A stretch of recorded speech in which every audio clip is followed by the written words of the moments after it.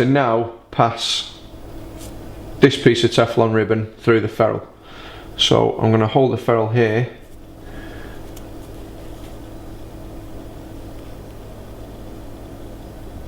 and push it through. Okay. And then holding the ferrule, pull.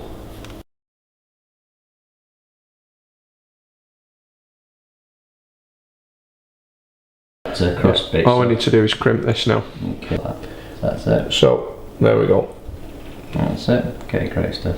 And if you just want to get a close up of that. I'll get right in there. So you can see where it's sort of indented in, and that will really pull and hold that nice and tight in there. Yeah. So that's one. Okay, now come tight for the next one.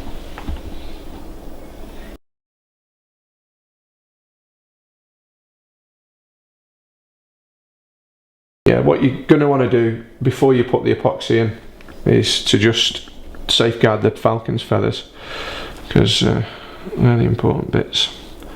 Yeah, and some birds obviously don't sit so near us still. Yeah, so this is a similar thing to what you'll have seen Jemima showing you when you're fitting a tail bell. Yeah. Years ago. I certainly remember that when I was a kid. As well.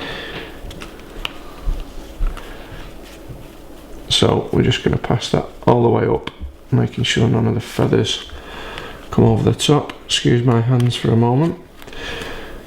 Okay, there we go. So what you want to do is just daub it on quite liberally, and you want a big splurge of this stuff right over the top of the ferrule, and more importantly over the sides where your loose ends are. Don't be shy with it, just use plenty of it, and then I've got a couple of little things that I tend to do after I've put all this on. Try and get some underneath, and so you can stab it underneath and all the rest of it like that. Now I'll just go right in there, because you'll see it's still very liquid at this point, and it's starting to go again now. Yeah, you can see once it starts solidifying like that, that's your time you've got to sort of stop. That's it now. So if you leave that now just to start going slightly rubbery, and now what I like to do is you put a little bit of talc over the top, only a touch, and then I squash it with my fingers just to make almost like a mould. So just a tiny bit of the talc just to stop your fingers really from gluing into it. Okay, and then if you just use your finger now and dab that down, you can almost make a little flat mould with it. And again, if the bird has got nothing that it feels sort of, that moves when it bites hold of this, if it could grab hold of the Teflon pieces and pull it and feel it grab it around its body, that's when you're more likely to get issue. But with this now, it's going to pull and there's nothing there. Now that epoxy resin's already gone off because it's really rapid set. So just got a little bit there that I want to just nip up.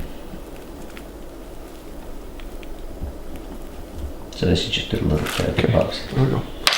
Now that bit of talc there is going to go, and what we've got now is one track pack. Track pack fitted to tiercel peregrine. Done. Track pack's all done and dusted, so the last thing to do now is to actually fit the transmitter. So you see the two springs have been pushed together, and then, and there they are. Pull those back and see how they sit. Now I'm going to go right in here as close as I can. You see how those sit right back in, and that's really it.